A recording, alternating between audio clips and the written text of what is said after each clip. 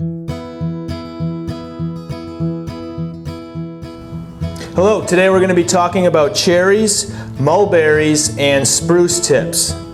Cherries, dating back as far as 300 BC, have been enjoyed for their delicious, succulent tasting fruit as well as their beauty. And what you're looking for with a cherry is you want a brightly colored fruit that is firm, no bruising, etc. And stem cherries, they're going to be the best because they last a little longer, have a better shelf life. The most popular varieties include dark, red varieties are the Bing, Brooks, and Tartarian. And then there's golden, red blushed varieties like Rainier's and Royal Anne. Royal Anne and Rainier's are the ones that they use to make a maraschino cherry. Ew, yucky, but still delicious. You can start, cherry season start around May, luckily in California, and they go through August throughout the parts of the country. Cherries can be split into two categories. You have the sweet varieties and the sour varieties.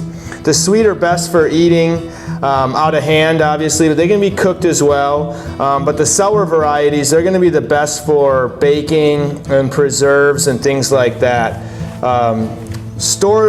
If they last that long, you can store cherries in a plastic bag, unwashed, in the refrigerator.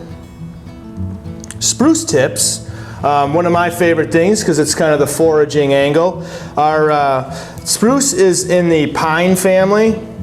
And each spring new buds form, and you can see they should be coming right out of the brown casings like that. It's a bright lime green bud, and it emerges out of the casing, and that's going to have a nice citrusy sweet flavor to it. Acidic, almost, not sweet. Spruce tips have a almost like a rosemary quality to them, and you almost want to use that like rosemary. Spruce tips are soft and chewy. They can be eaten raw, but I think they do best when they're cooked or pickled.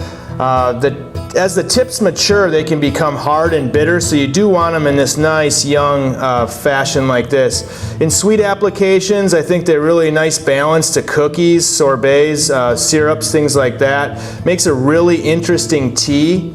Some of my favorite recipes include spruce lime sorbet, a home brew spruce beer even. Some people, I've even done like sodas, like sweet sodas, things like that. Shortbread cookies, really nice balance to those.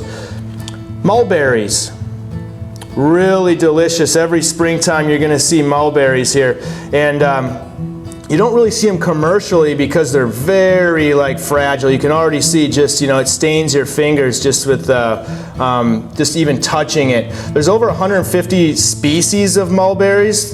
3 principal varieties though. They include black, red, and white. And I mentioned, you're not going to find them commercially just because they are so fragile, but you find them all over wild across the United States, China, the Middle East, places like that.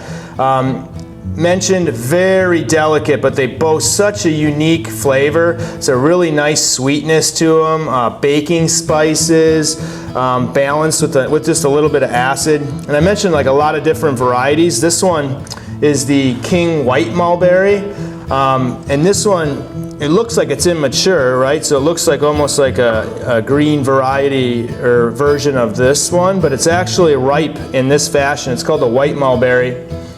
Hints of honey in there, 30% sugar, man. Really, I mean, they taste like dried figs when they're good, and as they start to even brown, they're so high in sugar, they'll start to bruise and brown, and they just even get better, at that fashion. Recipes include jams, tarts, different, oatmeal bread I've seen them in.